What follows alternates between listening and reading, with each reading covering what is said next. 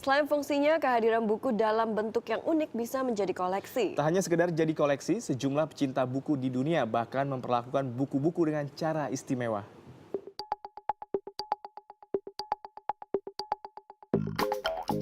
Bangunan apik ini adalah perpustakaan umum di kota Seattle, negara bagian Washington, Amerika Serikat.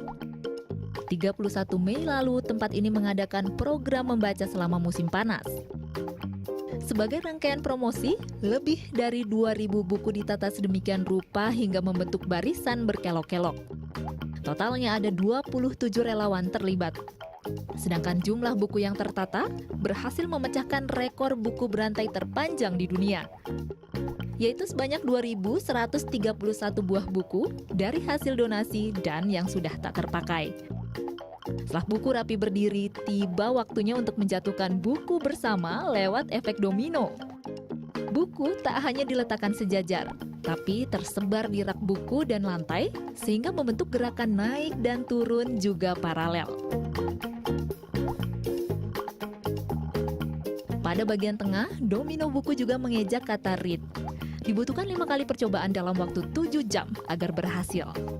Akhirnya, rantai domino berakhir di sebuah buku berjudul Expand Your Horizon. Berapa kocek yang biasanya Anda sediakan untuk berbelanja buku? Kami yakin tidak pernah sefantastis ini.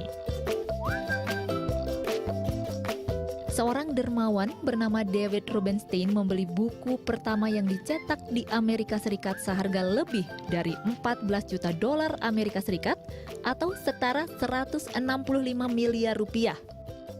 Transaksi terjadi di rumah lelang Sotheby's, New York, Amerika Serikat pada 26 November 2013. Buku berjudul The Bay Psalm Book merupakan terjemahan kitab Mazmur dari Alkitab Perjanjian Lama yang dicetak di Cambridge tahun 1640. Awalnya, penawaran lelang buku milik gereja Old South di Boston ini dibuka di angka 6 juta dolar Amerika Serikat atau setara 72 miliar rupiah. Penawaran ditutup hanya dalam beberapa menit kemudian. Total harga yang diketuk adalah 14.165.000 dolar Amerika Serikat atau 165 miliar 889.782.243 rupiah. Untuk saat ini, buku menjadi yang termahal di dunia. Memecahkan rekor sebelumnya pada penjualan buku berjudul Birds of America pada Desember 2010 di tempat yang sama.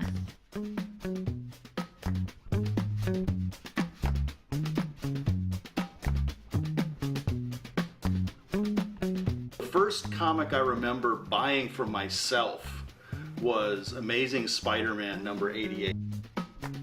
Jika ditimbang, berat berkotak-kotak komik ini melebihi seekor gajah dewasa, tepatnya sekitar 8,5 ton.